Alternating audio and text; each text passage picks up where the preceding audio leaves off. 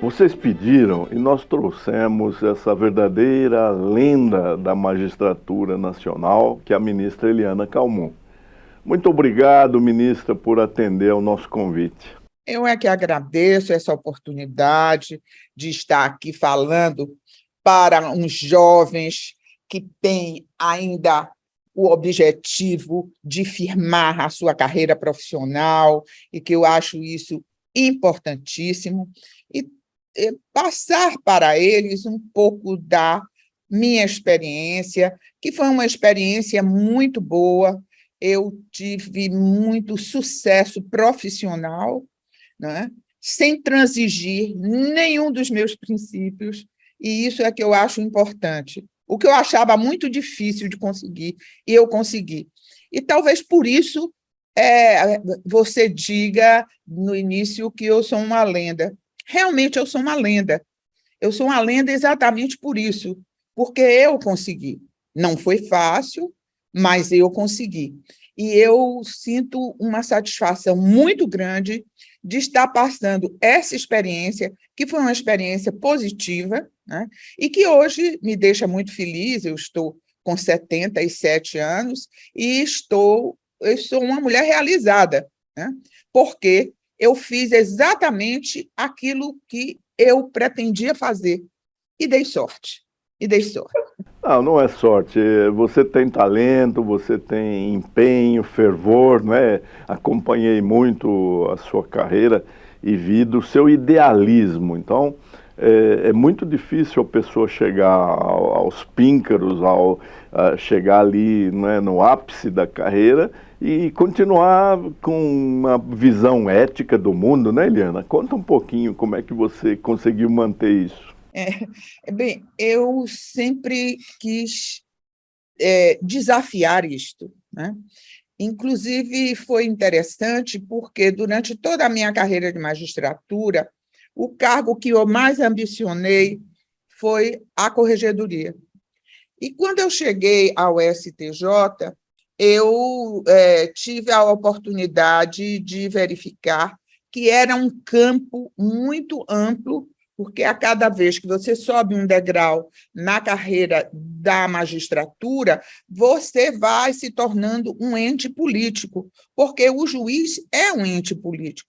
Nós todos somos um ente político, principalmente quando estamos em uma atividade própria do poder público do Estado, né?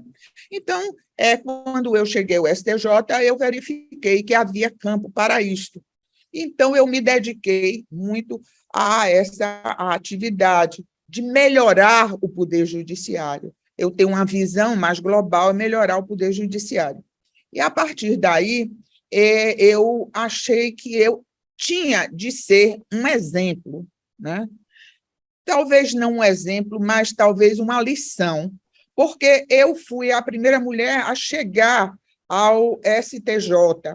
As mulheres tinham muita confiança nesta minha chegada, festejaram muito, de forma que eu tinha a responsabilidade de não ser somente eu ser uma representante da classe feminina. Então, isso me deu muita força para ter uma vida assim profissional bastante reta, equilibrada, fazendo as coisas que precisavam fazer, como todo código de ética determina. Porque muitas vezes a gente lê o código e faz diferente. Mas eu tive a necessidade de ler o código e fazer aquilo que estava determinado, porque eu não era eu era uma representante. Então, isso foi um dos pontos que me levou a isso. Em segundo lugar, pelo fato de eu ser uma pessoa corajosa, de enfrentar desafios. Isso aí é próprio da minha personalidade. Eu gosto de desafios, né? Eu gosto, desde pequena, que eu sempre gostei de desafiar as coisas difíceis, né? Eu me lembro, por exemplo, que eu estava no chamado curso de ginásio, no curso intermediário, e a professora deu duas poesias e disse assim: vocês decorem as poesias. quem quiser decorar uma ou outra. Uma poesia era bem pequena, a outra era uma poesia bem grande. E eu disse assim, eu vou decorar a grande, porque eu tenho certeza que ninguém vai querer. Então, eu sempre quis aquilo que eu achava mais difícil e que eu poderia me destacar fazendo a coisa mais difícil e não uma coisa mais fácil. E, realmente, quando eu cheguei na sala de aula, eu fui a única que decorei a poesia tão grande. Né? Todo mundo quis a pequenininha. E eu sempre cito isso como exemplo de que eu sempre gostei das coisas difíceis. E isso foi outro ponto muito importante para mim. E encontrei, assim, na minha vida, muitos amigos. Eu sou uma pessoa que eu conservo muitas amizades, né? No meio, na minha trajetória, eu fiz alguns inimigos, é lógico, não é? Porque eu nunca transigi, então foi difícil, fiz alguns inimigos. Eliana, e quando você chegou à corregedoria, qual a visão que você detectou do Poder Judiciário brasileiro? Olha, eu venho da Justiça Federal, né? Na minha carreira. Isso é para que vocês, jovens que estão me ouvindo, entendam qual foi a minha perplexidade, porque, como eu sempre fui uma gata de concurso, né? Eu já andava com todos os meus documentos na bolsa, porque se eu visse uma fila para realizar um concurso, eu descia do ônibus e me inscrevia no concurso. Né? Eu fiz todos. De forma que aí eu fui professora universitária, depois eu segui a carreira de Ministério Público, eu fui procuradora da República, depois juíza federal. De forma que, como juíza federal, que era uma justiça, mas, como eles diziam sempre, é uma justiça elitizada, né? É uma justiça elitizada por quê? Porque é uma justiça que lida com o Estado, com o direito tributário, com execução fiscal, você não lida com a cidadania propriamente dita, né? Você lida muito mais com empresas. De forma que, e foi uma justiça que ressurgiu depois ainda no governo militar, e foi uma justiça bem aparelhada, muito bem aparelhada. De forma que eu não conhecia bem a justiça, porque eu sempre questionei o seguinte, quando os juízes passam tantas coisas, mas eles chegam ao tribunal, por que eles não tentam mudar? E eu vivenciei isso porque, quando eu me tornei desembargadora, que se chama hoje desembargadora federal, meus colegas que discutiam comigo as agruras de primeira instância, eles chegavam no tribunal e continuavam a fazer aquilo que eles condenavam. E eu perguntava assim, e por que isso? E eles diziam assim, porque agora é diferente. Não é porque agora é diferente, é porque é um modelo, não são as pessoas. As pessoas não são ruins, as pessoas não são assim, querem fazer o mal. Não. As pessoas seguem um modelo posto, de forma que o modelo do judiciário é que eu considero, e tenho hoje certeza, depois que passei pela corregedoria, que é um modelo que tinha de ser fraturado para ser construído um novo modelo, porque o modelo é que faz tudo isso. E, em razão esse desconcerto institucional, nós temos nós temos uma corrupção grande dentro do Poder Judiciário, principalmente após a Constituição de 88. Porque a Constituição de 88 deu muita liberdade, e isso democraticamente é o que se pedia para o Poder Judiciário, e praticamente os políticos, hoje, tudo o que fazem, de bom ou de ruim, eles dependem muito do Poder Judiciário, principalmente nos estados. De forma que, a partir daí, eles começaram, eles políticos, levaram a política para dentro do tribunal e houve, vamos dizer assim, uma junção de uma intimidade que eu chamo uma intimidade indecente. Sempre houve este aparato, ou seja, esta aproximação do poder político ao poder judiciário, mas se fazia por uma questão de se considerar ideologicamente equilibrado, se sentia, os magistrados entendiam que aquele governo era certo, ou até por amizade, mas nunca pelo vil metal. Então, isto apareceu depois da Constituição de 88. E eu posso falar isso muito bem, porque eu sou uma juíza velha, né? Então, eu fui juíza antes da Constituição de 88, né? Antes, ainda no governo militar, e a posteriori. E cheguei até o Superior Tribunal de Justiça, de forma que essa minha trajetória me deu assim, a oportunidade de eu ver o antes e o depois, né? Então, eu posso contar o que era antes do que era depois, tanto como procuradora como juíza. E, realmente, aquilo que nós festejamos tanto com a Constituição de 88 terminou sendo uma coisa muito ruim, porque houve a entrada da corrupção dentro do Poder Judiciário. Isso é o efeito perverso, né, de uma Constituição cidadã. Então, você falou das ligações indecentes, eu falo da ligação incestuosa entre o poder econômico e a magistratura, não é? Então, há uma frequência muito nefasta de jurisdicionados patrocinando coisas para os julgadores, sem nenhuma compostura, não é, ministra? Essas viagens, esses banquetes, esse convívio ali na noite, né, com grandes jantares, com shows. Será que ninguém enxerga isso? Eu acho que enxerga, só que é muito agradável, não é? Eu sei porque eu também fui alvo disso, né? E eu, no início, quando eu cheguei no STJ, e interessante, como desembargadora eu não era tão festejada, mas quando eu assumi como ministra, imediatamente, né? Muito convite para fazer palestras, e palestra disso, aquilo outro e tal, o que lhe deixa muito vaidoso. Aquele ministro que não tem condições de fazer uma palestra, eles colocam como presidente de mesa, né? Então, também fica mais vaidoso ainda, porque não precisa falar nada, dá as ordens para abrir e fechar os trabalhos e tem todos os louros de um conferencista.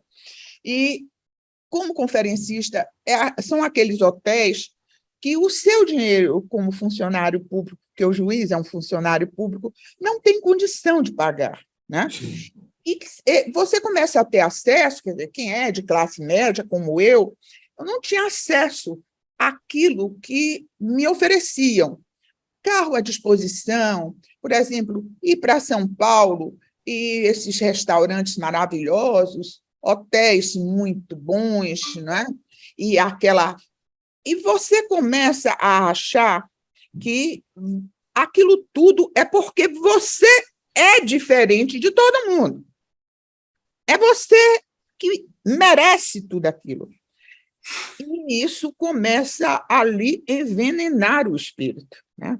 Você precisa ter muita segurança para saber que aquilo não é nada, aquilo é fantasia.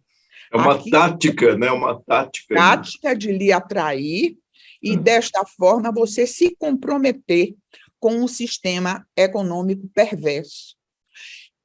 Mas eu também vi do outro lado, e isso eu vi muito quando eu fui corregedora, que eu não tinha me apercebido, uma coisa interessante, é porque nos estados que têm menos riqueza, nos estados da região norte, da região nordeste, A atração que se faz com a magistratura é a classe política. Por exemplo, os deputados, o governador, incensa com salários muito bons, de forma que a magistratura dos estados ganham muito mais do que um ministro do Supremo Tribunal Federal, porque eles negociam isso, né?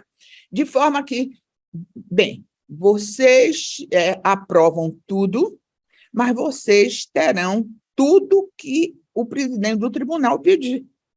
Mas pedir para quê? Para eles, para incensar. Então, os desembargadores ganham muito bem, a verba que vem para os tribunais é uma verba maior, e se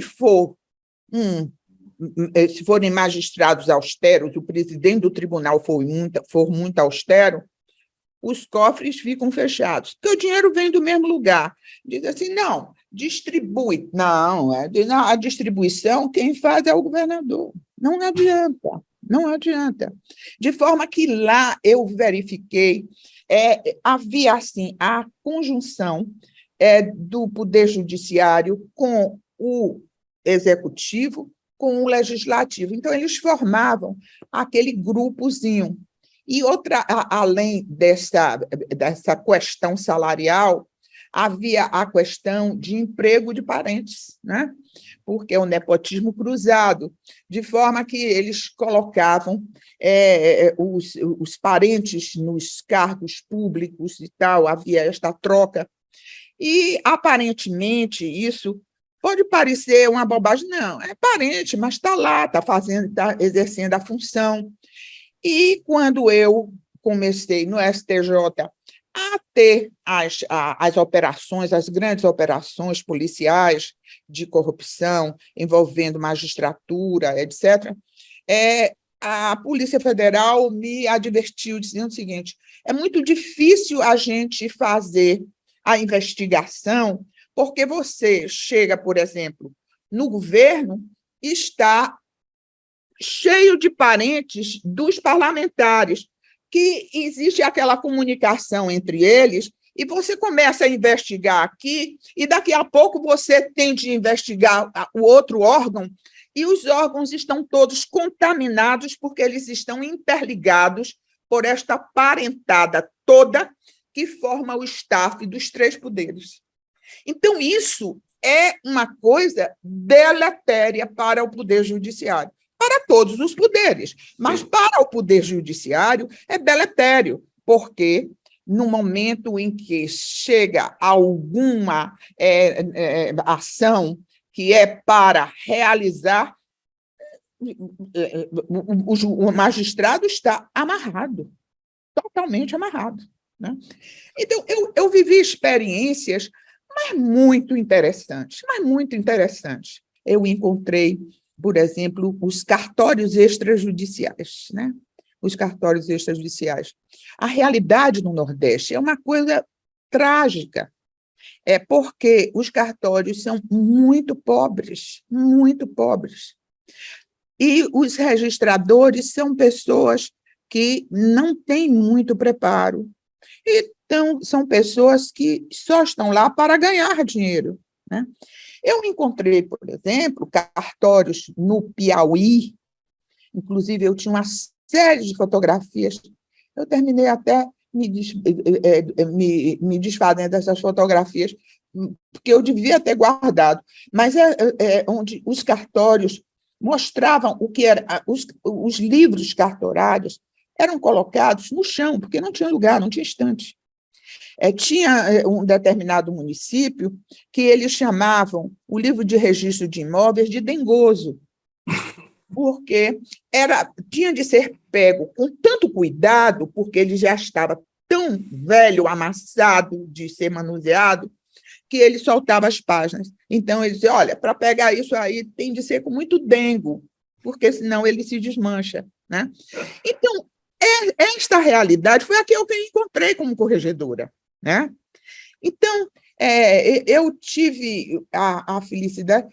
Eu não posso nem contar tudo, porque senão eu vou ficar o dia todo aqui contando. Só vou contar mais um caso de registro de imóveis, porque a gente não tem ideia.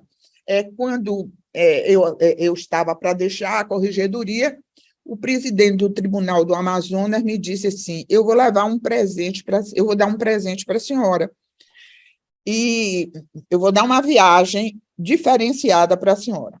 Aí eu fui a Manaus e ele me levou até Tefé, onde estava sendo inaugurada a sede da Justiça local, que a Justiça na cidade de Tefé, que é uma grande cidade no estado do Amazonas, funcionava em 2 salas de um shopping.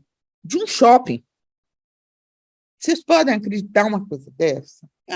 É uma coisa difícil de acreditar, mas era num shopping. Então, acabou-se, nem foi a inauguração, foi o lançamento da pedra fundamental para a construção do prédio da Justiça. E de lá eu tomei um hidroavião na cidade de Tefé. E quando o hidroavião pousou na água, que veio aquela canoinha, né? O homem remando para nos pegar no avião, eu olhei assim, tinham 3 homens vestidos de preto, de paletó e gravata, lá longinho, bem pequenininho assim, e eu disse assim: quem é? É o juiz, o promotor e o escrivão. Essas 3 personagens. Aí chegou lá, tinha banda de música, tarará, que era um acontecimento, nós chegamos lá. Então, eu procurei saber os cartórios, né? Cartório extrajudicial, que eu estava muito empenhada nisso. E eles, então, disseram assim: olha, nós temos uma grande dificuldade, porque tudo é dentro da justiça. Porque, como aqui ninguém tem dinheiro para comprar propriedade, praticamente não existe registro imobiliário. Não existe transação imobiliária aqui, né? Então, não há cartório extrajudicial que se aguente. Portanto, nós, da Justiça, é que temos de pegar e abrigar dentro da Justiça todos os cartórios. Cartório de registro civil, cartório de registro imobiliário, tudo ao mesmo tempo, né? Então, este Brasil grandão e que tem estas diferenças e estas dificuldades que o Poder Judiciário ainda não se deu conta. O sonho da justiça, de quem gosta da justiça, como você, como eu, como tantos aí, seria que nós poderíamos passar muita atribuição que hoje é entregue ao judiciário. Você acabou de falar em execução fiscal, para o extrajudicial, o Estado o juiz ser cobrador de dívida do Estado não é um absurdo, ministra? E eu ouço juízes, principalmente federais, ministra, dizendo que eles são os maiores recebedores dos tributos federais, por isso é que precisa continuar com a execução fiscal. Olha, na realidade, nós temos uma cultura dentro do judiciário que a gente não quer se desfazer de nada, a gente quer cada vez mais ter competências. Isso a partir do Supremo Tribunal Federal. Quando surgiu a lei de mediação, o Supremo Tribunal Federal levou 10 anos para dizer que a lei não era inconstitucional, porque ele entendia que a lei agredia ao princípio constitucional de que nada pode fugir ao controle, né, a competência do judiciário. Só que assoberbam-se de competências e não dão conta, de forma que isso desmoraliza muito a justiça. E todas as vezes que se quer tirar da justiça um pedaço de coisas, a justiça briga, não quer, não aceita, porque acha que vai perder poder e etc. E, na realidade, nós temos avançado um pouco, porque ninguém mais está aguentando. Olha, na Bahia, nós tivemos a medida exatamente disto, porque foi o único estado onde uma lei estabeleceu que os cartórios extrajudiciais deveriam ser continuar oficializados como era antes, né? Então, os cartórios ficaram oficializados. Foi uma guerra para oficializar, para privatizar esses cartórios. E os cartórios ficavam absolutamente inservíveis para a população. A guerra que eu tive na Bahia, a luta que eu tive para a privatização, junto com a Noreg, foi muito grande. Porque quando o Poder Legislativo querendo a privatização dos cartórios, né? E quando o Poder Legislativo editou o projeto de lei para haver a privatização, eu entrei para dizer o seguinte: vocês tragam para mim o anteprojeto para que nós analisemos aqui detalhadamente, para não haver risco de inconstitucionalidade. Sim. E eles foram em comissão, levaram. Eu tinha um juiz paulista muito bom, que fazia essa parte de extrajudicial, foi analisado pela minha equipe artigo por artigo, nós só detectamos 2 ou 3 passagens, e eles levaram felizes, e eu disse assim: aqui nós podemos ter algum problema neste artigo, porque os juízes indicavam que ali poderia haver algum problema. Pois o Tribunal de Justiça da Bahia foi quem promoveu uma ação de inconstitucionalidade da lei de privatização. Mas por que isso? Eles não davam nenhuma assistência aos cartórios, os cartórios eram uma coisa séria, uma coisa seríssima, mentiam, diziam que não era assim. Eu, como corregedora, vim à Bahia, saí um dia bem cedo, era até um dia chuvoso, eu saí e fui para a fila do cartório. E fiquei lá, e peguei uma senha, e fiquei com a senha na mão, que atendia a 20 senhas. Daqui a pouco, eu cheguei bem cedo, a porta estava fechada. Quando a porta abriu, eu entrei e peguei uma senha. Daqui a pouco começaram a chegar as pessoas. Ai, não tem mais senha. Ah, por que não tem mais senha? E eu, então, com minha senha, eu passei para outro e fui lá em cima dizendo assim: eu vim aqui porque eu quero fazer uma procuração. Era na parte de cima. Disse assim: infelizmente, a senha já acabou, porque a senha aqui é menor quantidade. Eu disse: mas só tem isso? Mas não é possível. Só tem uma pessoa para atender? Se a senhora quiser, a senhora vai reclamar no Tribunal de Justiça. Aí eu disse assim: eu queria falar com sua chefe. Minha chefe não está. Mas assim mesmo. E quando a chefe chegou, ela então me disse: olha, eu tenho tantos funcionários, eu quero mostrar aqui minha situação, como é que está esse cartório oficializado. Chovia muito, cheia de bacias de água, aparando água. Isso na cidade de Salvador, no bairro da Barra Avenida, que é bairro de classe A. E eu quero dizer à senhora que nós trabalhamos aqui com muita dificuldade, porque o tribunal não nos dá nada. Aí eu pedi uns documentos lá, eu disse assim: eu queria a cópia desses documentos. Ela disse: um momentinho. Meteu a mão na bolsa, pegou um dinheiro, chamou a funcionária: fulana, vá ali e tire cópia. Nenhuma fotocópia tinha dentro de um cartório de registro. Que coisa. Como é que pode uma coisa dessa? Dentro da cidade de Salvador? De forma que estas coisas é que me fizeram ser muito severa com os tribunais, porque muita gente atende, mas ela é muito severa. Mas eu só podia ser severa. Claro, né? evidente. Então, de muitas coisas. Agora, eu encontrei gente boa.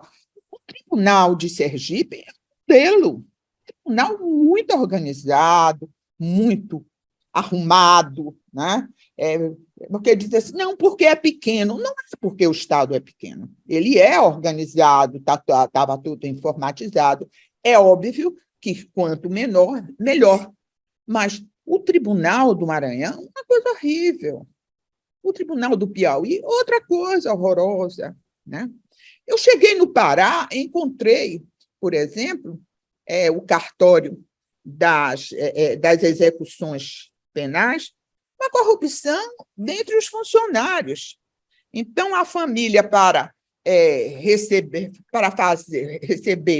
a visita, as saídas, né, dos presos, tinha de pagar ao cartório. Então, estas coisas e nós continuamos sem querer abrir mão de uma série de coisas que poderíamos abrir, não é? Sim, sim.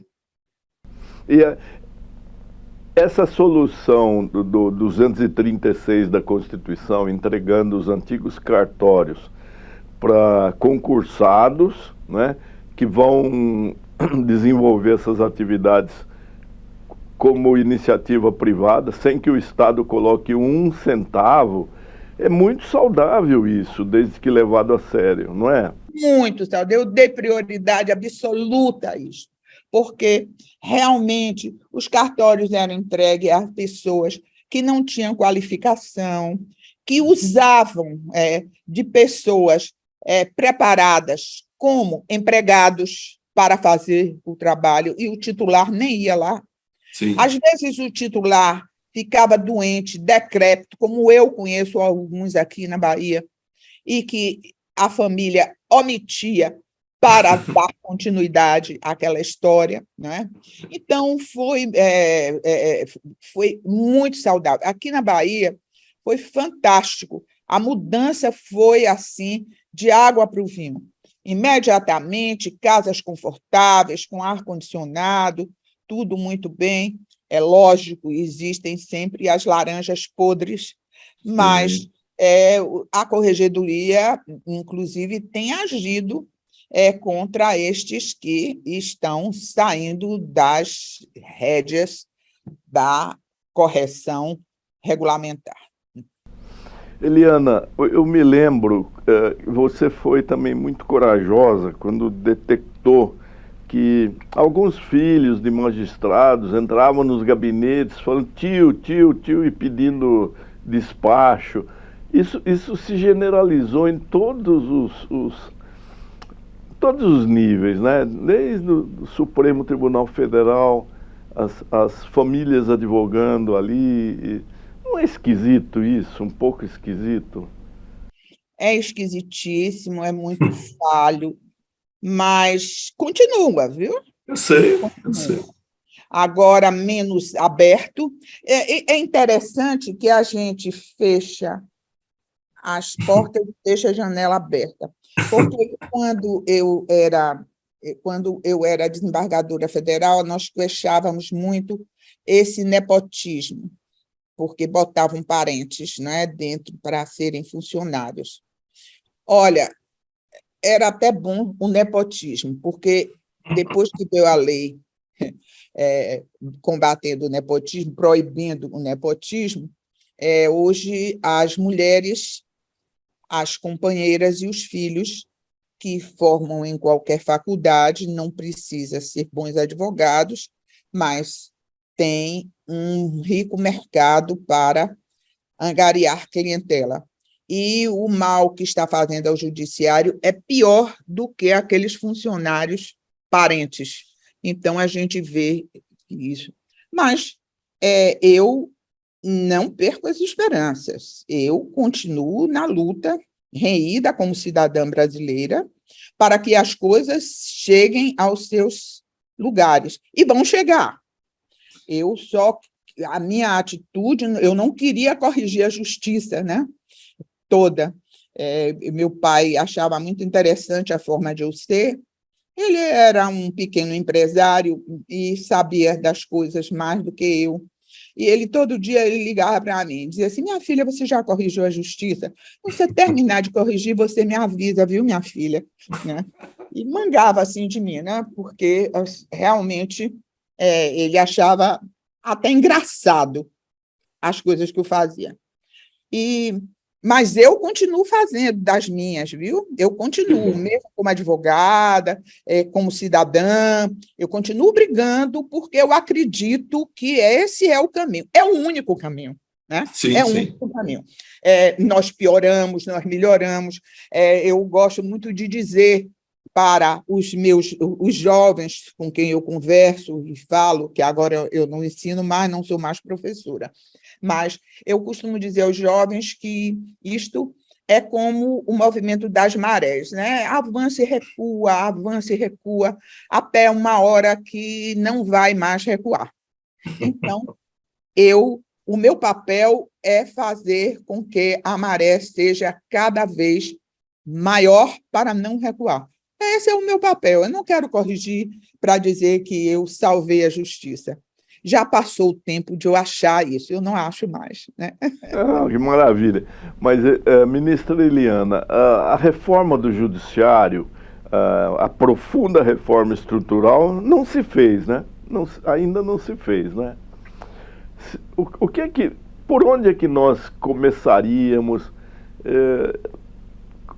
Qual seria, assim, um caminho para que a justiça não tivesse mais essas falhas humanas, né? Para que ela se comportasse melhor e servisse, veja a importância da justiça para implementar a democracia, para reduzir as desigualdades, não é? Exatamente, Não é? exatamente. Esse é o objetivo, né? Para ser uma justiça cidadã, né? Atender Sim, os cidadãos. Olha, eu acho que o grande problema está na estrutura do Poder Judiciário. Ela precisa passar por uma reforma grande a partir dos tribunais. O Conselho Nacional de Justiça, quando ele foi criado, o Conselho Nacional de Justiça foi uma coisa espetacular, viu? Uma coisa espetacular. Porque a concepção dele, que foi uma concepção, inclusive, de políticos, com o aval, naturalmente, de membros do Poder Judiciário. Mas ele foi concebido para que a estrutura do Poder Judiciário fosse uma estrutura quase como de uma empresa. Observe que a composição do CNJ é uma composição muito democrática, né? Porque ali tem ministro, tem desembargador, tem juiz de primeiro grau, todos têm o prestígio absolutamente iguais, e os membros do poder do Conselho Nacional de Justiça, eles têm precedência sobre os ministros e sobre os desembargadores, inclusive sobre nas regras de cerimonial. Protocolo. Né? E isso desagrada muito os ministros. Não é possível que um juiz de primeiro grau vá sentar na frente de desembargadores antigos como eu, mas não tem nada a ver de antiguidade, né? Aquilo ali é dizer o seguinte: todos falam e todos têm direito a falar pelo que está vendo no seu território, na sua atividade. Isso é um exemplo que eu estou dando da estrutura do CNJ. E também os poderes. O Legislativo faz parte com a Câmara, com o Senado, a Justiça Federal, a Justiça Estadual, a Justiça do Trabalho. Então, é um tribunal muito assim, eclético e muito correto na sua formação. E o trabalho que eles têm, a estrutura que eles têm, é uma estrutura para fazer com que os tribunais comecem a trabalhar como verdadeiras empresas, na contabilidade, nos orçamentos, nas prioridades, etc. A questão da informática. Agora, encontrou muita dificuldade, porque o judiciário não quis aceitar, os tribunais estaduais não queriam. Eu não sei como está agora, mas a pé, quando eu estive lá a pé 2012, eles não aceitavam o CNJ porque entendiam que era uma interferência indevida. Mas aquela estrutura traçada pelo CNJ é uma estrutura muito interessante. Infelizmente, como tudo no Brasil, hoje o CNJ está infiltrado de interesses políticos. E os conselheiros que são do Senado, da Câmara dos Deputados, inclusive da Ordem dos Advogados, são pessoas que vão para lá para fazer carreira, né? Para fazer currículo e ascender a outros cargos, e é uma troca de favores, né? Cada deputado ou cada grupo de deputado fica atrás dos seus representantes ali dentro.